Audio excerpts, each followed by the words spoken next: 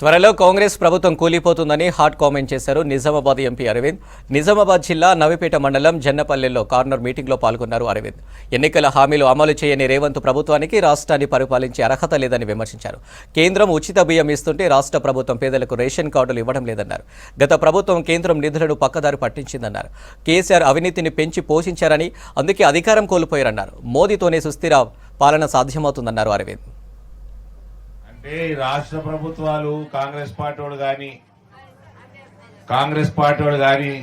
TRS party గాని ration free Narendra Modi ఇలా ration card ఇవ్వడానికి ఏంది నొప్పు నాకు అర్థం కాదు. ఈ ఎలక్షన్ కాగానే ఈ కాంగ్రెస్ నొంగబెట్టైనా సరే 3 నెలల లోపల పెండింగ్ రేషన్ కార్డులన్నీ ఇప్పిస్తాం.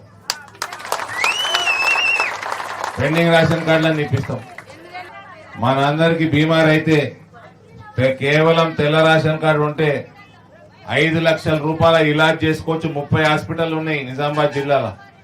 ఆయుష్మాన్ భారత్ పథకం కింద ఇలాజ్ చేయించుకోవడానికి 30 హాస్పిటల్ ఉన్నాయి.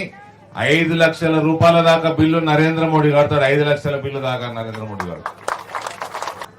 మనకు మహిళా సంఘాలకు గాని, వైద్యం పరంగా గాని, భోజనం పరంగా గాని ఇవన్నీ కూడా నరేంద్ర మోడీ మన అందరి కోసం ఆలోచన చేస్తున్నాడు.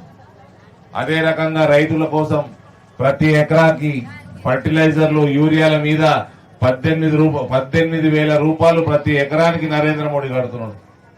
ఇలా చక్కెర ఫ్యాక్టరీలు బంద్ అయిపోయినాయి. చక్కెర ఫ్యాక్టరీలు తెలుస్తలేరు. రోజు ఒక అబద్ధం మాట్లాడతారు. ఎలక్షన్ ఎల్లదీస్తారు. ఎలక్షన్ ఎల్లదీయంగానే మళ్ళా మర్చిపోతారు. మీ 6 గ్యారెంటీలు ఏమైనాయి? కాంగ్రెస్ వాడు ఏమన్నాడు? తులం బంగారం ఇస్తాను పెళ్లి చేసుకుంటే. ఇక్కడ మీ మండల్లో పెళ్లిళ్ళు కాలేదా? మొన్న 2 నెలల పెళ్లిళ్ళు కాలే? ఇచ్చిండా మరి తులం బంగారం? ఇయ్యలేదా? 4,000 పెన్షన్ ఇచ్చిండా? 2,500 ఇచ్చిండా? ఇయ్యలే. రైతులకు 500 బోనస్ ఇచ్చిండా? 15,000. పాత 10,000 రైతు బందే చక్కగా ఇస్తలేడు. 2 లక్షల రుణమాఫీ చేస్తారట. 500 ఇస్తలేడు, 2 లక్షల రుణమాఫీ చేస్తారట. కాబట్టి ఈ నరేంద్ర మోడీ గారి ఎన్నికలలో దయచేసి అందరూ కూడా భారీ మెజారిటీ తోటి నరేంద్ర మోడీకి వేయాలి. మహిళలందరూ మన రామరాజ్యం స్థాపించిన వాళ్ళు. మేమైనా వాగ్దానం ఇస్తే కిందవాడి మీదవాడి ఏదో ఒకటి చేసి తీసుకొద్దాం. పసుపు పొడి తెస్తా అన్నాం, తెచ్చినాము. పసుపు రేట్లు పెంచుతా అన్నాము. అసలు ఎన్నడూ లేకుండా రేట్లు పసుపు రైతులు ఎన్నడూ చూడని రేట్లు చేసినాము.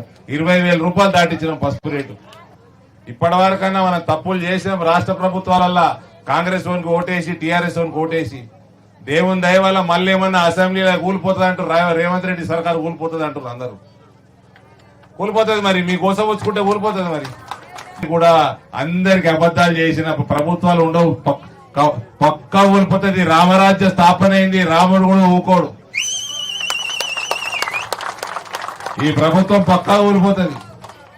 సో దయచేసి అందరినీ ఈసారి ఇప్పుడు ఎట్లా మీరు మోడీకి ఓటేస్తారు? ఎంపీకి ఎట్లా మోడీకి ఓటేస్తారు?